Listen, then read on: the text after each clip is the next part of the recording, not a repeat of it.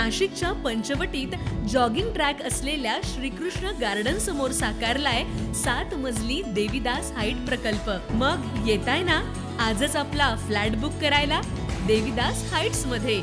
आमचा मोबाईल क्रमांक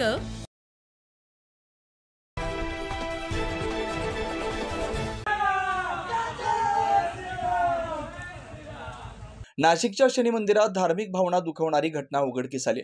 नाशिकच्या सिडको परिसरातील शनी मंदिर बळी मंदिरात धार्मिक भावना दुखवणारी घटना उघडकीस आली।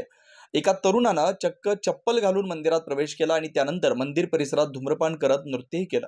या प्रकारामुळे नागरिकांमध्ये संतापाची लाट उसळली। यानंतर संतप्त जमावानं संबंधित तरुणाला पकडून चांगला चोप दिला आणि त्यानंतर पोलिसांच्या ताब्यात दिलं। पोलिसांनी धार्मिक भावना दुखावल्याप्रकरणी तरुणावर गुन्हा दाखल केला।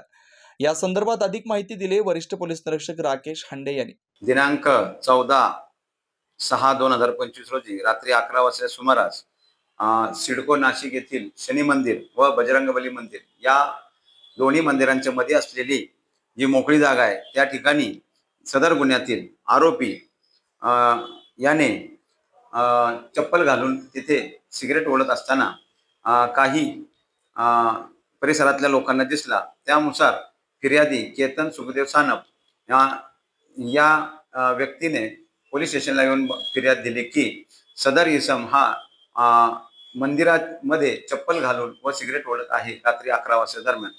त्याचा CCTV फुटेज पोलिसांनी प्राप्त केला आणि सदरची खात्री पटल्यानंतर सदर मुस्लिम व्यक्तीविरुद्ध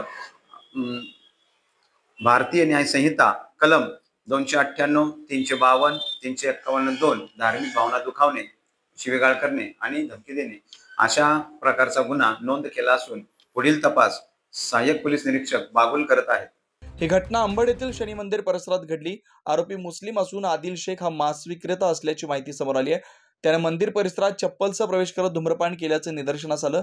इतकंच नाही तर त्याच परिसरात त्याने नृत्यही केल्याचं सांगितलं जात आहे। या कृतीमुळे मंदिरातील भक्तांच्या भावना दुखावल्या। धार्मिक ठिकाणी अशा प्रकारे वर्तन करणं समाजातील सलोख्यास धोका निर्माण करणारं ठरलंय। सध्या आरोपी आदिल शेखवर धार्मिक भावना दुखावल्याचा गुन्हा अंबड पोलीस ठाण्यात दाखल करण्यात आलाय आणि पुढील तपास सुरू आहे। 9 न्यूज महाराष्ट्रासाठी साहिल बेलसरी, नाशिक।